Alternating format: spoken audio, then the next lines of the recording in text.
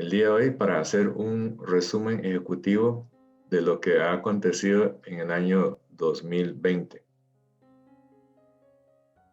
Ese es el menú de los temas que vamos a tocar. Hablaremos de algunas generalidades. Posteriormente vamos a analizar un par de casos interesantes y que dejan grandes lecciones. Por supuesto, para el año 2020 no podríamos olvidar de la pandemia por COVID-19. Y al final vamos a ver cuáles son las cosas más importantes para hacer un cambio, es decir, un llamado a la acción. Para iniciar, en cuanto a generalidades, si hacemos un repaso mental de lo que ha pasado a lo largo de este año, nos damos cuenta de que el tiempo vuela demasiado rápido, porque ¿hace cuánto que estábamos haciendo el conteo para el cambio del año 2019 al año 2020? ¿Verdad que un año pasa demasiado rápido? Y el año 2020 fue el año que, según el horóscopo chino, fue el año de la rata.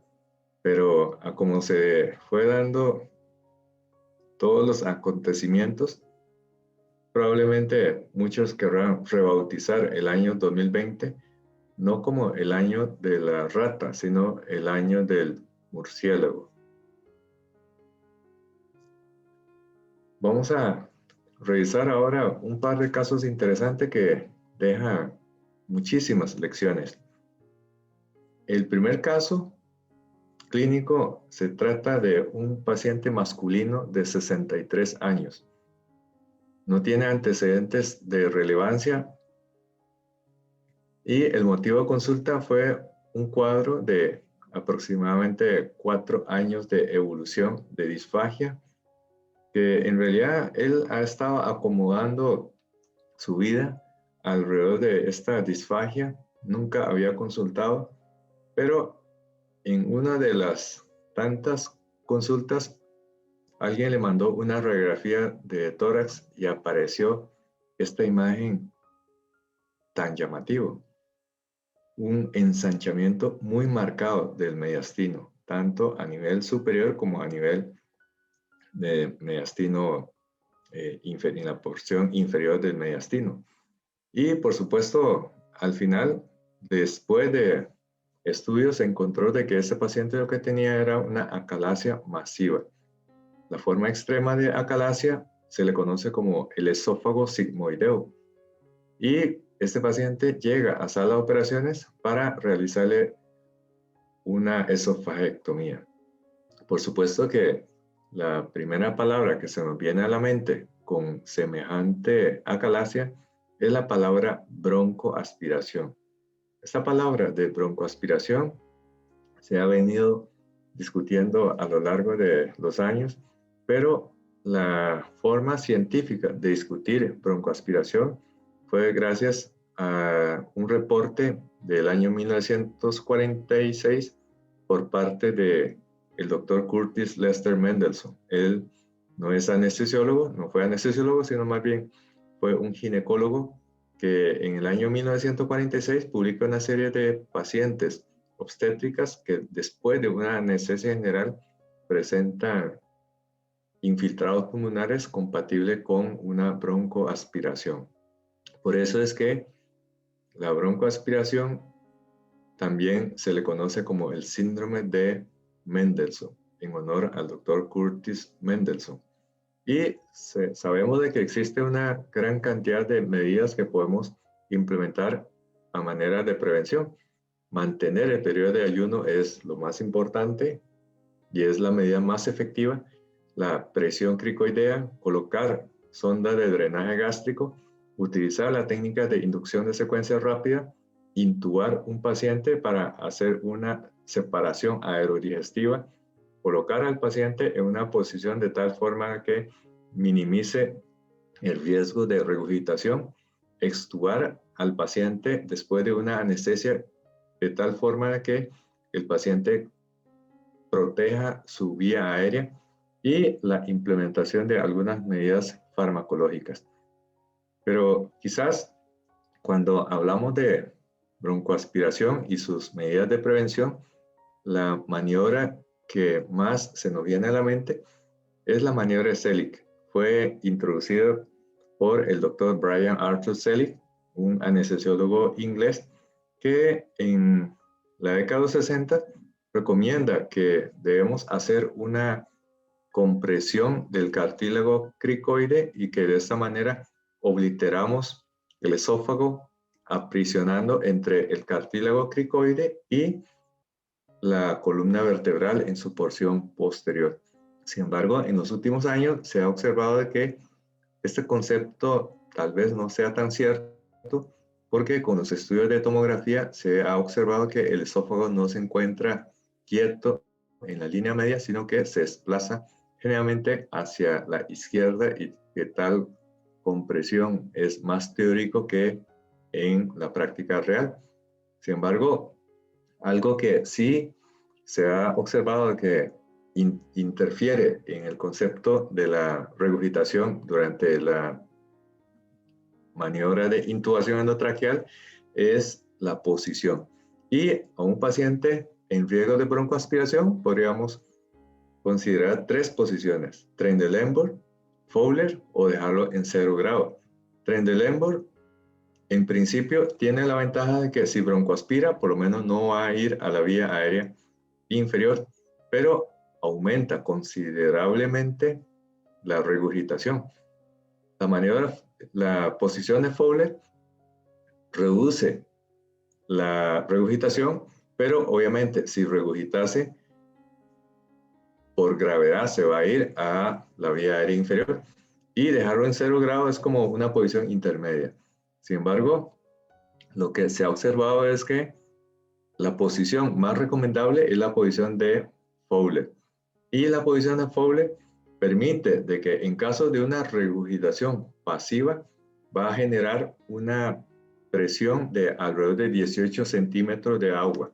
Por ende, si colocamos al paciente en posición de Fowler, tendríamos una hipotética columna hidrostática de 19 centímetros entre la unión gastroesofágica con la apertura glótica. Por ende, lo que se recomienda sería la posición de Fowler.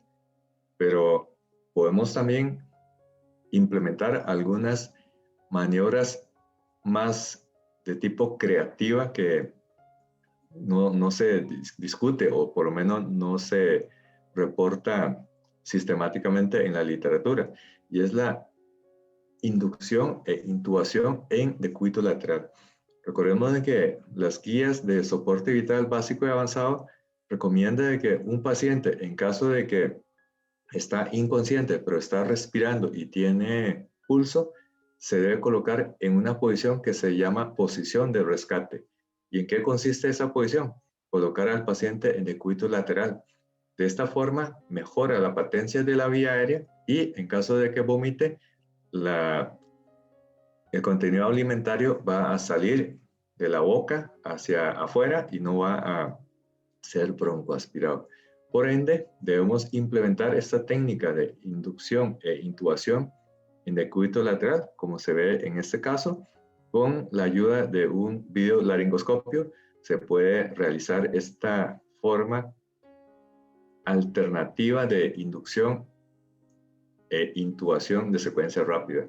Pero en el caso del paciente en cuestión que tiene un esófago sigmoideo, el paciente crónicamente tiene residuo gástrico, residuo alimentario a nivel del esófago. Consecuentemente, el periodo de ayuno no es suficiente, pero podemos inducir el vómito del paciente o pedir al paciente que haga, cuando está plenamente consciente, que haga intentos de vómito. Y este paciente con la calasia masiva vomitó de manera voluntaria cerca de 500 cc de contenido alimentario. Y eso que el paciente tenía muchos días de estar en ayuno. Dichosamente, con estas medidas implementadas, el paciente tuvo una evolución satisfactoria, no broncoaspiró se le pudo hacer la esofagectomía y fue egresado a los 10 días después de la cirugía. Otro caso interesante que hemos visto fue este.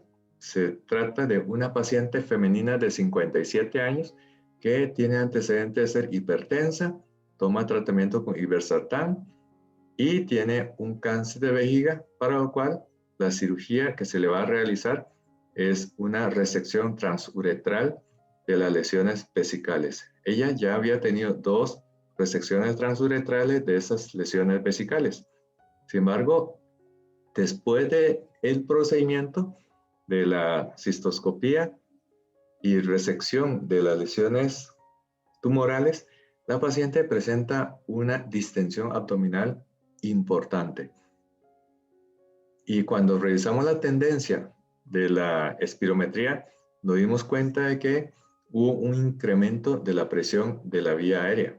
Aquí ustedes pueden ver cómo con el mismo volumen de aire corriente, la presión para lograr la insuflación de este volumen de aire corriente se incrementó de manera significativa. Prácticamente duplicó la presión en la vía aérea.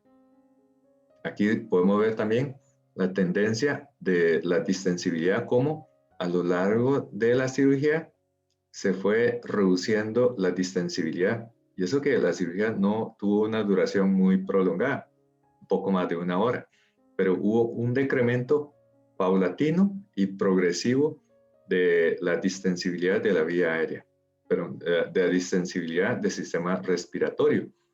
Y al examen físico, ya cuando la paciente estaba en recuperación, con más calma, nos dimos cuenta de que la paciente tenía una ingurgitación yugular masiva, muy marcada, y la paciente se quejaba de que le faltaba el aire.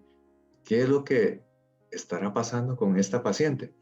Así es que le enviamos una radiografía de tórax y fue muy dramático encontrar que todo el hemitórax derecho estaba con una opacidad completa. De hecho, se observa también el desplazamiento del mediastino hacia el lado contralateral. ¿Qué será lo que estará pasando? ¿Será que broncoaspiró? Es muy extraño que broncoaspire mientras está intubada. ¿Será que presentó una telectasia? Pero el mediastino debería estar hacia el lado de la telectasia. ¿Será que tiene un derrame pleural? ¿Pero por qué derrame pleural unilateral y así sobre la nada? ¿Qué será lo que estará ocurriendo? Pues cuando la insonamos, nos dimos cuenta de que lo que tenía era un derrame pleural con atelectasia pasiva. Esto que se ve acá es un montón de broncograma aéreo. Y analizando el caso con más detenimiento, es un caso que es compatible con una comunicación pleuroperitoneal.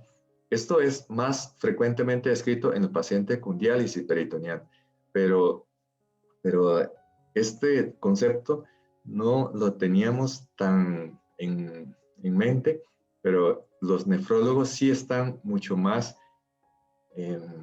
alertados de esta situación, porque entre un 1.6 hasta un 10% de los pacientes con diálisis peritoneal crónica ambulatoria pueden presentar esta comunicación pleuroperitoneal y se puede objetivar cuando a través del catéter Tenkov se le inyecta un material radiactivo y se puede observar cómo el material radiactivo inyectado en abdomen a través de líquido de diálisis aparece en el hemitórax derecho.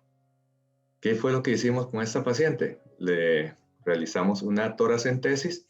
Aquí ustedes pueden ver, después de la colocación del catéter, para no utilizar un catéter muy sofisticado, lo que hicimos fue hacer una punción con un catéter venoso central y empezamos a drenar este líquido, y en total el volumen de líquido removido por toracentesis fue de 1150 cc.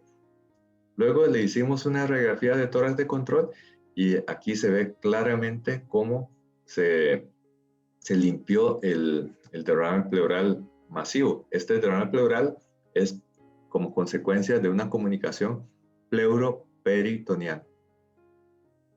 Y después de esto, vean ustedes la ingurgitación yugular. Antes estaba con una ingurgitación yugular masiva, después se corrigió la ingurgitación yugular. Y al día siguiente se le hizo una radiografía de mejor calidad y aquí lo que se puede observar todavía es un poco de atelectasia, un poquito de líquido todavía que oblitera el receso costodiafragmático, pero la paciente ya estaba completamente asintomática. Aquí ustedes pueden ver, antes, cuando había esta opacidad sorpresiva y después de el drenaje de líquido mediante la toracentesis, y la paciente fue egresada al día número 3 en condiciones estables. Ahora, para dimensionar cómo estamos en cuanto al desarrollo de la medicina en Costa Rica, sobre todo en la implementación de técnicas y también de dispositivos y arsenal farmacológico, me llama mucho la atención esta foto que tomé hace 2 meses. Aquí ustedes pueden ver, hay 2 personas, 2 cirujanos que estaban como muy interesados en una técnica quirúrgica, pero no es una técnica quirúrgica tan inusual. Se trataba de una colecistectomía por laparoscopía. Y ellos vinieron del extranjero a hacer un entrenamiento en un curso de laparoscopía. Y cuando yo les pregunté en sus hospitales qué tipo de técnica utiliza para colecistectomía por laparoscopía, si utiliza de puerto único o multipuerto. La sorpresa fue que los dos, uno venía de un país de Sudamérica, otro de un país de Centroamérica, dijeron, no, es que en mi país no hace colecistectomía por laparoscopía todavía. Todas las colecistectomías las hacemos abierta. Esto deja mucho que pensar, pero a la vez nos llena un poco como optimismo de que quizás nosotros no estamos tan rezagados en comparación con otros países. Así es que vamos a aprovechar para hacer una revisión de cómo se hacía antes y cómo se está haciendo en la actualidad. Antes, para el manejo de la vía aérea, si no podemos intubar con un laringoscopio convencional o con un laringoscopio articulado McCoy, ya estamos en serios aprietos. Y era terrorífico manejar una vía aérea con un paciente que tiene marcadores de dificultad. Y muchos terminan así, en una traqueostomía de emergencia, y sabemos de que la traqueostomía de emergencia hoy en día debe ser visto y debe ser condenado como una torpeza mental y manual. Tenemos que ser muy exigentes de que los pacientes de vía aérea difícil no deben terminar en una traqueostomía o una cricotirotomía de emergencia. ¿Por qué? Porque ya hoy en día debemos implementar las estrategias de manejo de la vía aérea avanzada, como por ejemplo los dispositivos que ofrece la videoasistencia, el videolaringoscopio y el videobroncoscopio. Inclusive, los videobroncoscopios ofrecen en la actualidad una imagen de altísima calidad que permite mostrar en un monitor para que varias personas puedan apreciar todo el trayecto anatómico de una intubación de calidad, de alta calidad. Pero el problema con estos dispositivos es que se necesita una curva de aprendizaje. Entonces aquí nos preguntamos, ¿será que la práctica hace al maestro? Haciendo muchos procedimientos de intubación con broncoscopía ya nos hacen expertos en el manejo de la vía aérea. Pero hay que tener mucho cuidado con este concepto. Es un concepto bastante difundido de que la práctica hace al maestro. Pues es una verdad media. Si bien la práctica mejora, pero lo que debemos de hacer es la práctica deliberada. Practicar, practicar y practicar, pero esta práctica debe ser deliberada, permitiendo la clave de éxito, como decía Michael Jordan.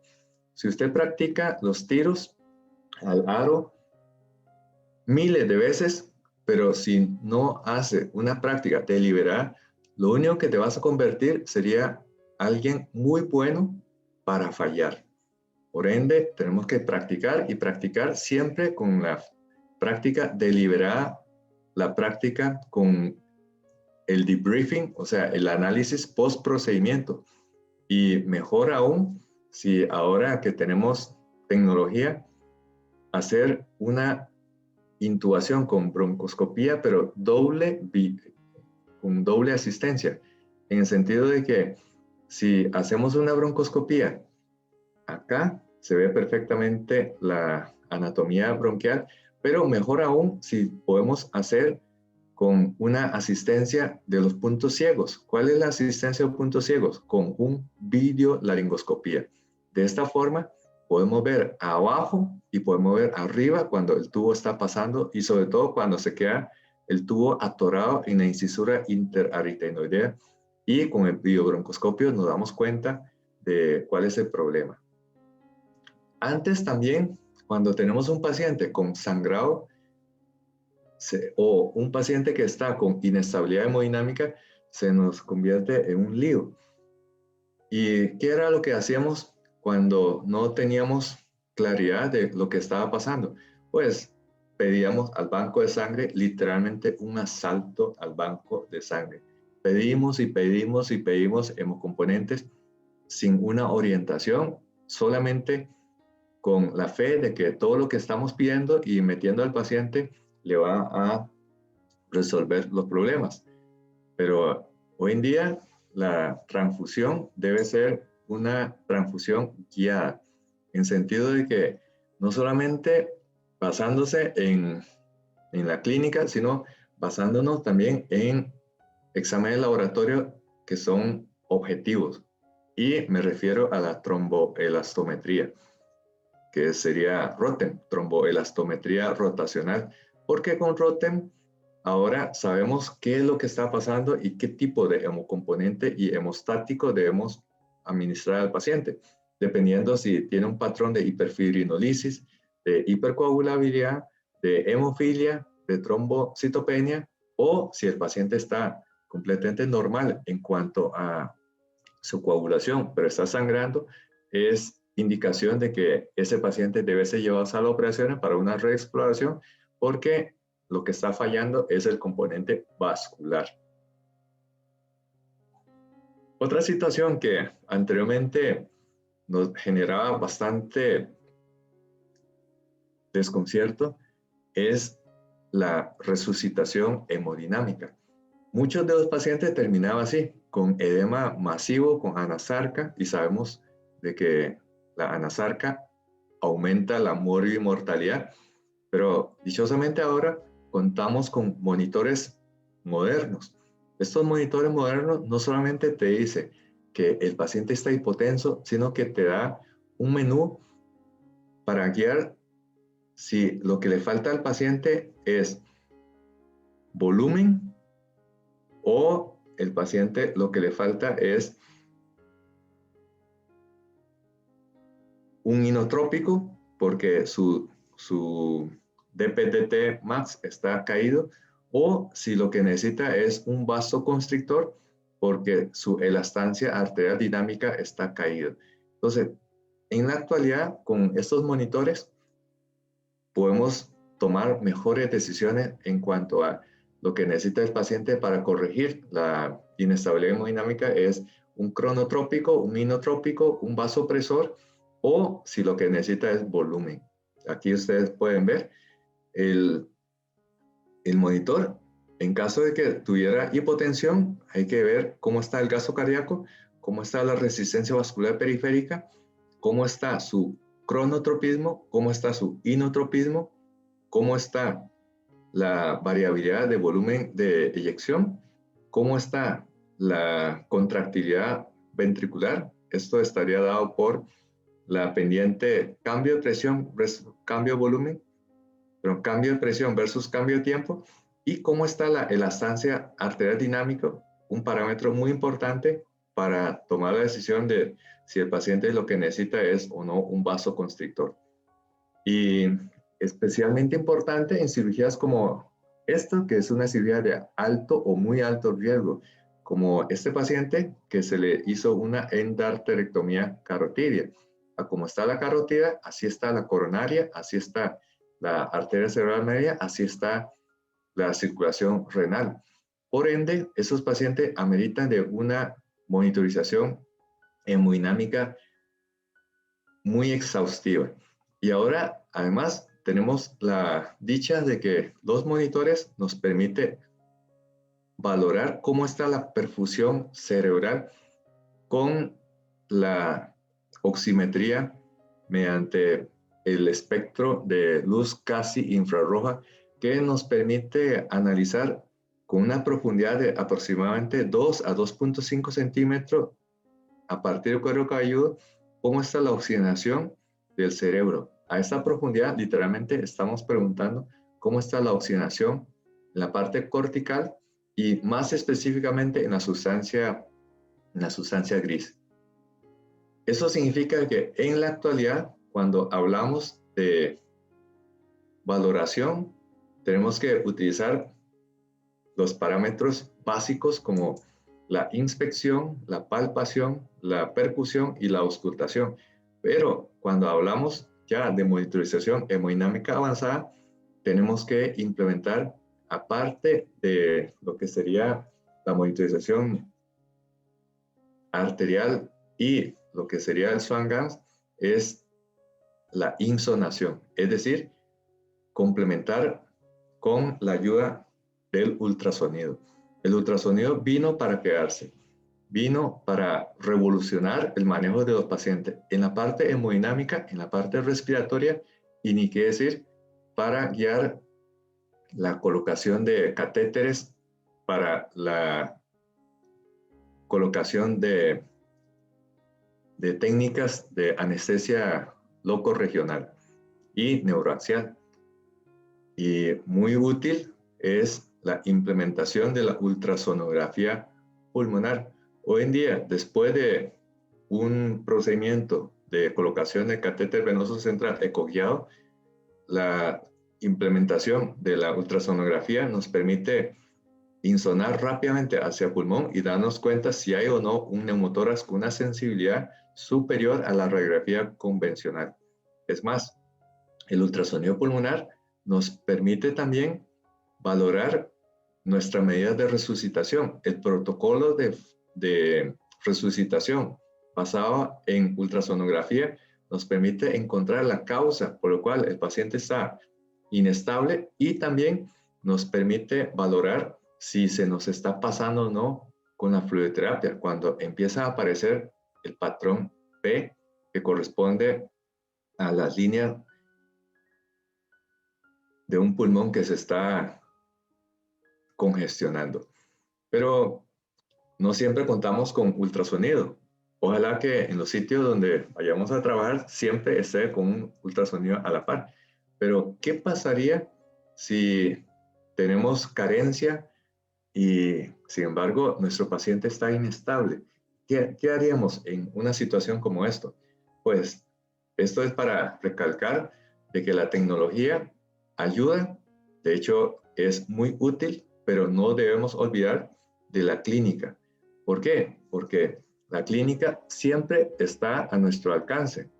Basándose en nuestro conocimiento, podemos implementar una valoración bastante acertada de más del 90% de los dilemas diagnósticos. Un ejemplo sería valorar si un paciente está bien o está mal. Y eso lo utilizamos con bastante frecuencia y nos preguntamos, ¿ese paciente tiene facies de enfermo? Por ejemplo, en estas dos fotos se puede apreciar el mismo paciente que voluntariamente se dejó inyectar lipopolisacárido, generando un estado semejante a un paciente con sepsis. Y aquí ustedes pueden ver una imagen hacia la izquierda que difiere con respecto a la imagen de la derecha. Esto está en secuencia invertida, porque aquí podríamos ver la cara de este joven después de inyectarle lipopolisacárido, cómo tiene una fascia que podríamos cataloga como fase de enfermo. Y acá se ve cuando estaba en su salud plena. Entonces, ¿cómo es que logramos con solo ver la cara de este joven darnos cuenta de que aquí está enfermo y aquí está sano?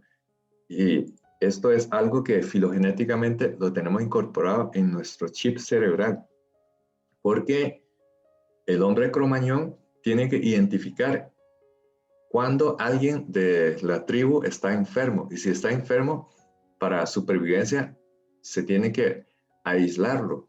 Y esto es nuestra capacidad de inteligencia humana para detectar rostros de enfermo, y ninguna computadora lo puede hacer. Y nosotros con una sola mirada nos damos cuenta de quién está enfermo y quién no está enfermo. Y también no debemos olvidar de la clínica.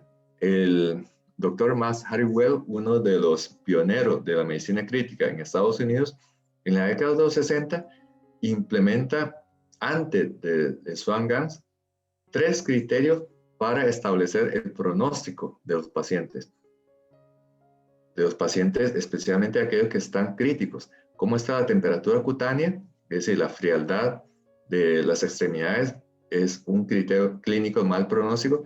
Si hay o no un moteado cutáneo que da el aspecto de piel marmórea, y cómo está el tiempo de rellenado capilar.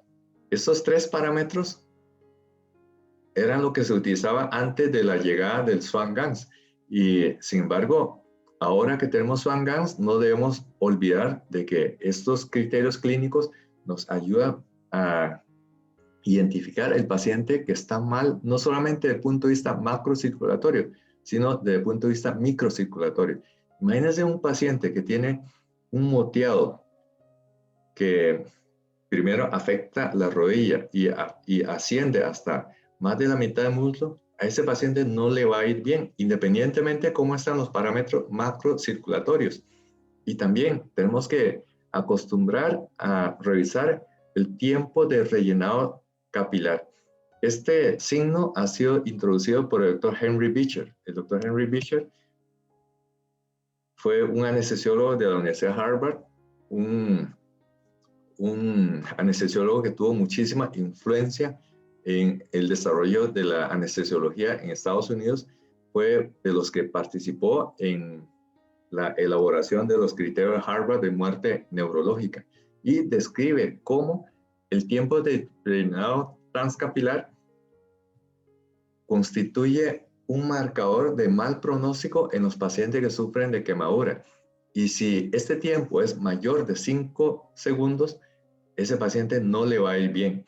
Y esto fue en 1947 cuando se publicó este signo de tiempo de rellenado capilar. Por ende, en el año 2020 no debemos olvidar de que es un signo que ha sobrevivido a la prueba de tiempo en cuanto a su valor diagnóstico y pronóstico. También, si no tenemos un monitor ultramoderno, pero tenemos que aprender a sacarle el jugo a la línea arterial. Vea que la línea arterial no es solamente la información de la sistólica, la diastólica, la media, sino que debemos interpretar la morfología de una curva arterial que tiene un ascenso sistólico, tiene un pico sistólico, tiene un descenso sistólico, luego hay un accidente que se llama la incisura dícrota, luego viene la fase de vaciado diastólico, y la presión más baja que se registra a lo largo del ciclo sería el nadir diastólico, que es lo que en el monitor se contabiliza como la presión diastólica. La incisura dícrota es una información muy importante, porque la incisura dícrota, si está alta, nos da una idea de que ese paciente quizás tiene un régimen de resistencia vascular sistémico elevado. Pero si la incisura dícrota está caído se refiere a una ubicación en el tercio inferior de la curva de la arteria, podríamos estar ante la presencia de un paciente con una baja resistencia vascular sistémica. Y esto usted no necesita un monitor ultramoderno. Por ejemplo, en este paciente, si analizamos la ubicación de la incisura dícrota, nos damos cuenta de que se encuentra inclusive por debajo del nadir diastólico.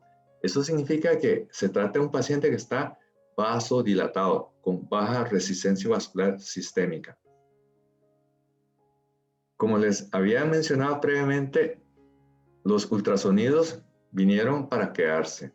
Se trata de herramienta diagnóstica sumamente útil, nos ayuda a clarificar muchas de las causas por las cuales con solo la clínica no acertamos.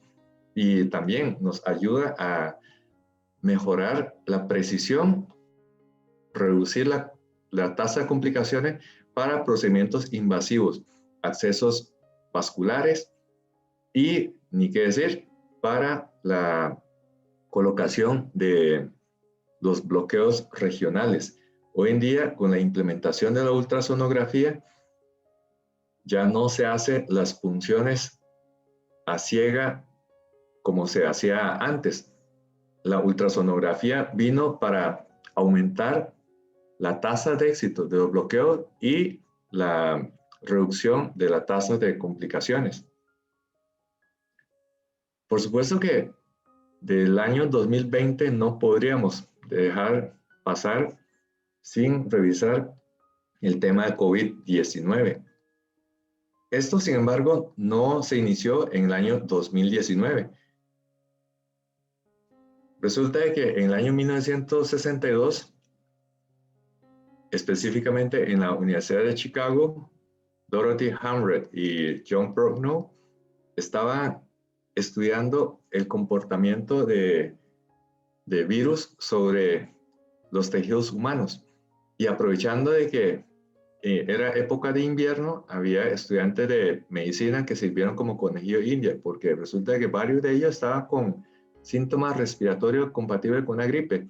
Entonces, Dorothy Hamred y John Prochnow tomaron muestra de las secreciones nasales de estos estudiantes y encontraron que los efectos citopáticos eran distintos de los conocidos previamente de rinovirus, adenovirus, influenza, es decir, virus que causaba las infecciones respiratorias específicamente en época de invierno. Entonces ellos estaban sospechando de que había una cepa nueva, un tipo de virus diferente de los previamente conocidos. No sabía exactamente qué tipo de virus, pero sí sabían que eran distintos. 4 años después, Almeida y Tyrrell identifica lo que posteriormente se clasificó como los coronavirus. Entonces, vea que los coronavirus no son nuevos, ya existía desde muchas décadas y el aspecto tan característico dado por la glicoproteína S, llamado así porque le da el aspecto de espícula y como se encuentra en toda la cubierta externa, le da el aspecto como de una corona radiada del sol. Por eso fueron bautizados como los coronavirus. Y a partir de ahí, en el año 2019, a finales, se registra lo que posteriormente se bautizó como nCoV o COVID-19 o SARS-CoV-2. Y de ahí empieza una historia que es bastante triste, bastante dramática para todos. Nos tiene sumido a este problema de la emergencia sanitaria a nivel mundial, una verdadera pandemia. Empezó poquito a poquito en China, donde se registraron los primeros casos, después se diseminó alrededor del mundo y se convirtió en una emergencia sanitaria. Aquí ustedes pueden ver la página de la Universidad Johns Hopkins, como al día 23 de diciembre, el día de ayer, ya se han contabilizado más de 78 millones de casos confirmados. Probablemente hay una cantidad muy importante de casos que se dieron, pero que no fueron confirmados, con una mortalidad importante, causando más de 1.7 millones de muertes hasta el momento. Y uno pensaría, bueno, en algunos sitios no debería existir. Pues hasta hace poco, el único continente libre de coronavirus era el continente Antártida, pero esto ya no, porque recientemente más de 30 científicos que estaban en una estación de investigación en Antártida perteneciente al territorio de Chile se contagiaron y oficialmente todos los continentes en este momento en la Tierra ha habido casos de coronavirus. ¿Qué ha pasado en Costa Rica? El primer caso fue el 6 de marzo del año 2020 y 10 días después se declara estado de emergencia y cierre de fronteras. Hasta el momento el estado de emergencia no se ha levantado. Y numéricamente, ¿cómo se ha comportado?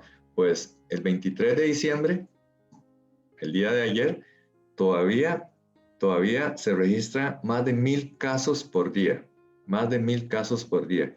Y ya se han confirmado más de 160,000 personas en Costa Rica infectadas por COVID-19. Y probablemente la cantidad de casos reales sea mucho mayor, con un total de decesos que ya está rondando los 2,000. Y desde que empezó esta pandemia, nos hemos llenado de incertidumbre, porque no sabemos cuándo va a terminar, cuántos más se va a infectar, cuántos más se van a morir, y tampoco sabemos a ciencia cierta cuál es el tratamiento más apropiado. Y otra cosa que nos preocupa muchísimo es el colapso de nuestros sistemas de salud, porque realmente la cantidad de casos supera la capacidad de tratamiento y de diagnóstico de nuestro sistema de salud. Y a pesar de que nuestro sistema de salud se ha caracterizado por ser robusto en cuanto a instalación y en cuanto a personal y en cuanto a formación y sobre todo también de dispositivos como los ventiladores mecánicos, ya poco a poco esto se fue llegando a un límite cercano al colapso total y se ha tenido que reconvertir muchos sitios para la atención de los pacientes con COVID. Pero sin lugar a duda, COVID-19 vino a revelar algo que a secreto voces todos sabemos, de que hay otra pandemia paralela, pero estaba como debajo del agua, como el bloque de un iceberg. Sabíamos que la obesidad era un problema de salud pública, pero ya ahora con COVID-19 nos damos cuenta de que hay demasiados obesos en el país.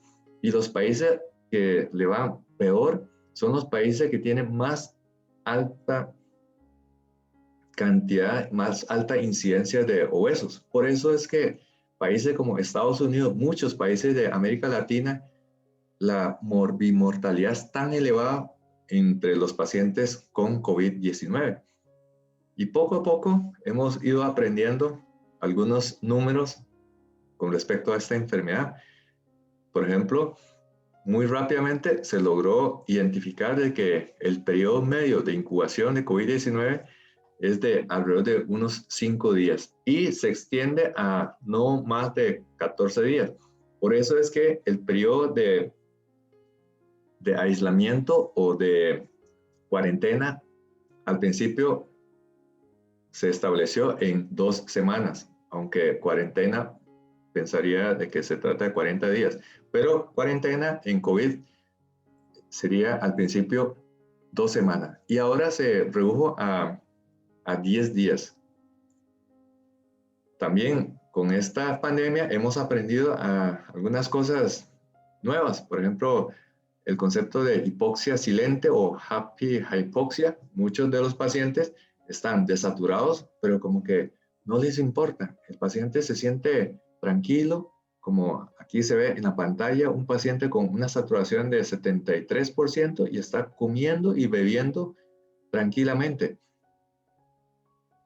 Para el diagnóstico de COVID-19, todavía en la actualidad se basa en la prueba de PCR, la reacción de cadena de polimerasa, para identificar partículas de virus o el virión. Lo que pasa es que la prueba no permite diferenciar cuando un paciente tiene la prueba positiva por el virión infectante o lo que le queda son partículas de virus ya muertos, pero en forma de fragmentos.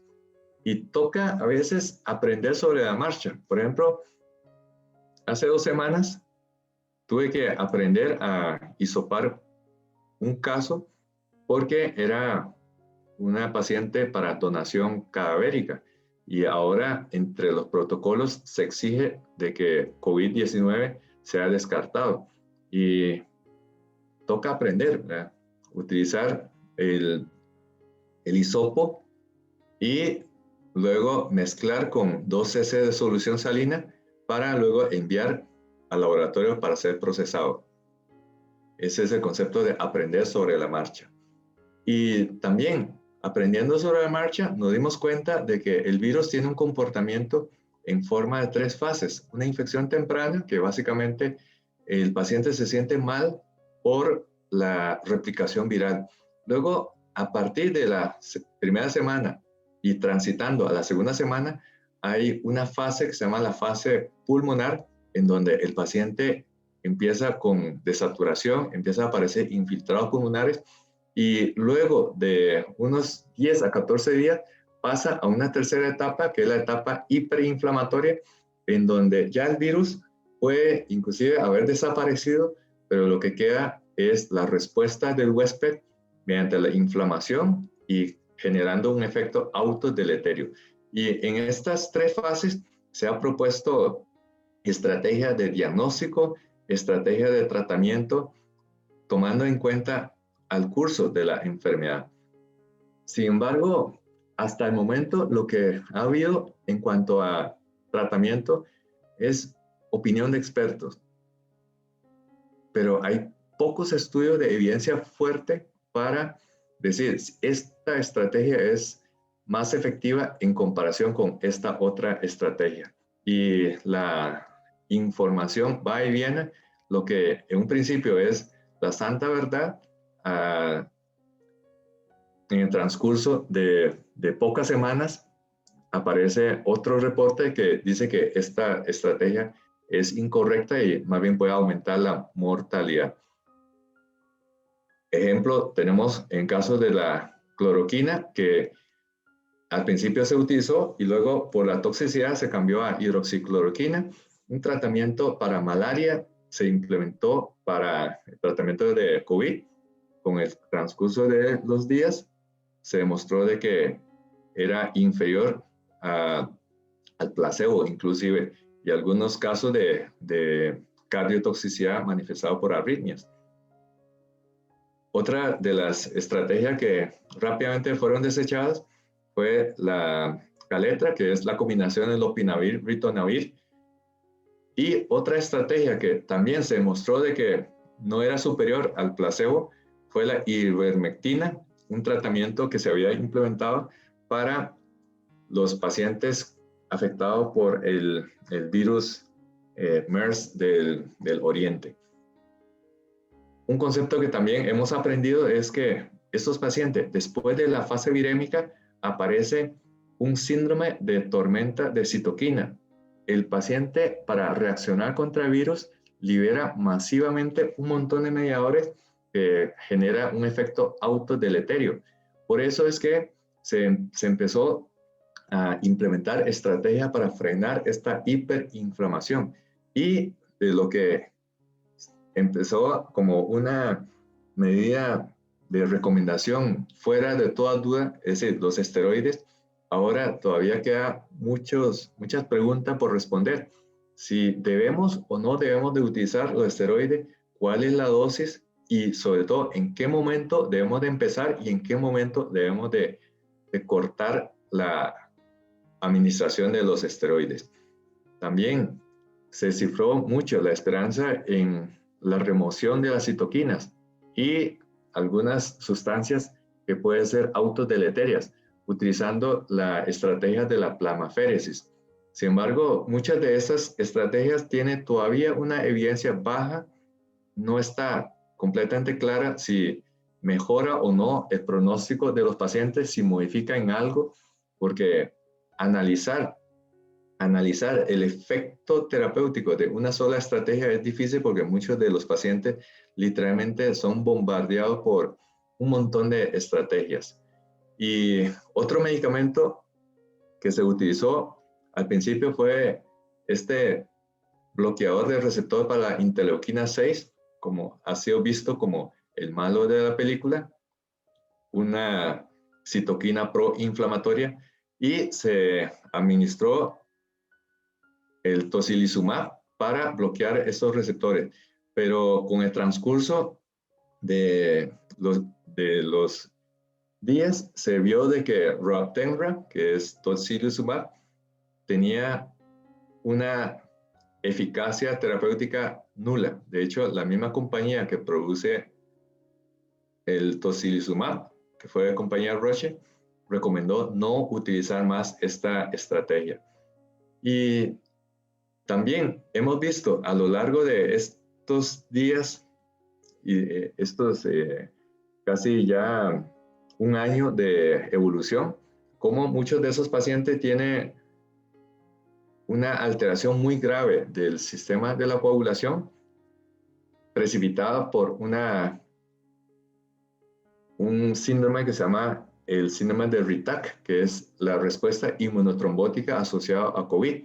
Y hemos visto trombosis venosa profunda, hemos visto tromboembolia pulmonar, hemos visto cómo muchos de los catéteres intravasculares rápidamente se coagulan, y hay muchos pacientes que tienen trombos epicatéter alrededor de los catéteres venosos centrales.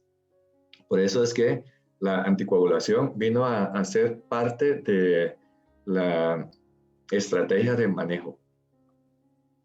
También entre los que han sobrevivido, se supone que tiene título de anticuerpo anti-SARS-CoV-2, y se estableció también la estrategia de transfusión de plasma de convalecientes. Todavía hay mucha controversia al respecto, porque esos plasmas muchas veces no contienen los títulos suficientes de anticuerpo anti-SARS-CoV-2. Y ahora la pregunta del millón de la vacuna. ¿Será que la vacuna va a ser la clave para finalizar toda esta pandemia que ha llevado a más de 1.7 millones de personas a la tumba? ¿Será que la vacuna constituye la solución definitiva? Pues cierto o no, pero Costa Rica ha sido de los países privilegiados, porque ayer llegó la primera entrega de vacuna contra COVID-19. Es la vacuna de Pfizer-BioNTech.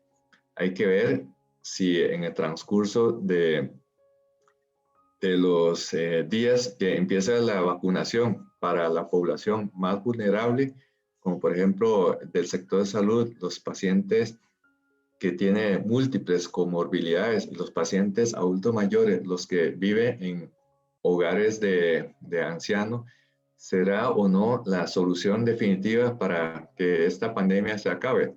La respuesta todavía no sabemos. Y ojalá que la vacuna sirva de algo y no una inversión que al final de cuentas, con la vigilancia post-mercadeo, o sea, la fase 4, no se llegue a la conclusión de que la vacuna tiene poca eficacia en la práctica real y que puede causar algunos efectos que solamente con la vacunación masiva se logra detectar. Así es que la controversia sigue. Todavía no tenemos una respuesta definitiva en cuanto a la vacunación. Pero realmente, ¿qué ha demostrado ser eficaz para lidiar con la pandemia por SARS-CoV-2? Cosas muy básicas. Y esto ya ha sido descrito hace más de un siglo por Ignaz Philipp Semmelweis. Ignaz Semmelweis fue el que logró demostrar de que el lavado de manos es una estrategia muy eficaz para reducir la infección, y sobre todo a nivel de los hospitales, la infección cruzada entre paciente y paciente. Y en el caso de SARS-CoV-2, el lavado de manos reduce la infección porque el ser humano puede ser vector físico para el contagio de persona a persona. Y en el caso de nosotros, una estrategia que fue implementada por el doctor William Halsted, pionero de cirugía en Estados Unidos, es el uso de medidas físicas de aislamiento, en este caso, guante quirúrgico. Y también la técnica del estornudo y la técnica del tosido. Y otra estrategia que ha demostrado que es útil y eficaz y sencillo, pero no es simple de implementar, porque exige que cada uno de los ciudadanos cooperemos en esto, y es el distanciamiento social.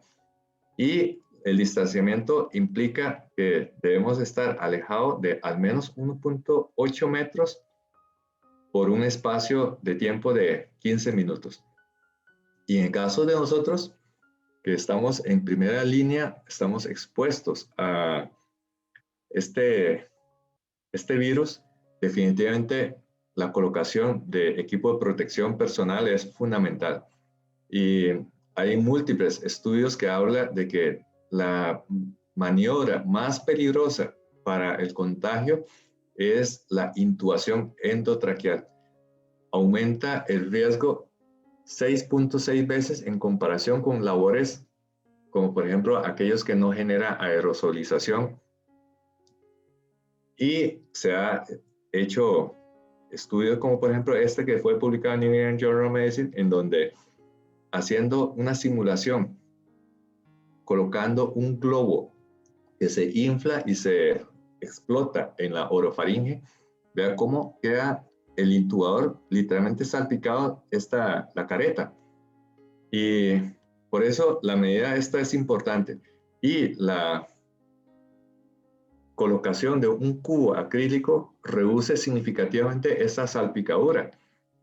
Pero al principio no teníamos estos cubos de acrílicos, y poco a poco fuimos implementando, armando con estrategias muy básicas, como por ejemplo un plástico.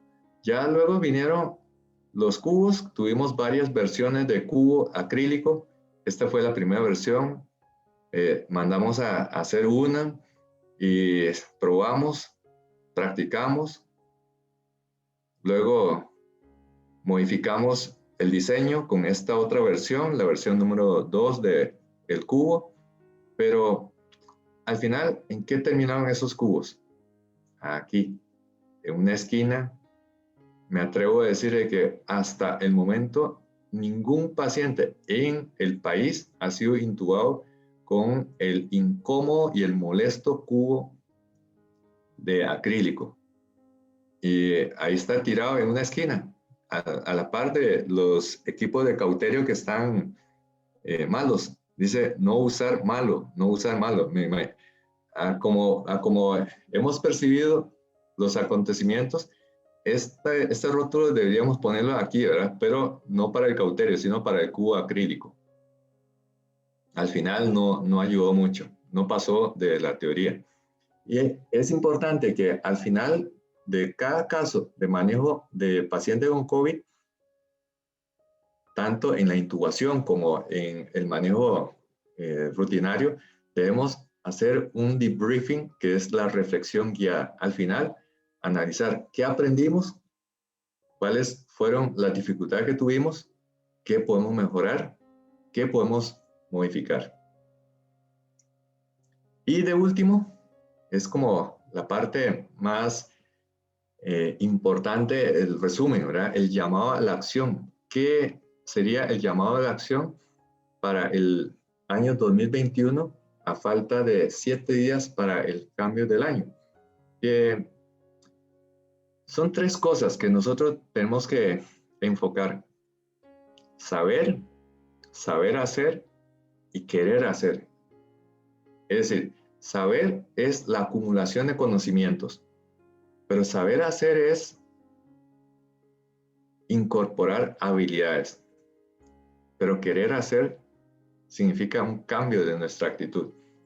Y cuando combinamos las tres cosas, conocimiento con habilidades y tener buena actitud, entonces lograremos la competencia. Solo la competencia permite sacar al paciente del problema que tiene. Y también muy importante, y más aún en estos tiempos, la teoría es una cosa. De hecho, ahora lo que sobra es información, pero a veces hay una brecha muy grande entre la teoría y la práctica. Esto es algo que tenemos que aprender a sortear. Para ello, lo que tenemos que hacer es mejorar nuestra competencia. Y lo mejor viene al final. Lo mejor fue que hace poco tuvimos la última evaluación de los residentes de cuarto nivel. Luego de un proceso largo de estar trasnochando, quemando pestaña, lidiando con sustos y también alegrías, los 11 residentes que ingresaron hace casi ya 4 años, ahora van a ser los próximos colegas anestesiólogos. Y la lección más importante para ellos, y de hecho a lo largo de este tiempo aprendieron, es que existe una brecha entre la teoría y la práctica. Y solamente el kilometraje le permitirá convertir la teoría a competencia.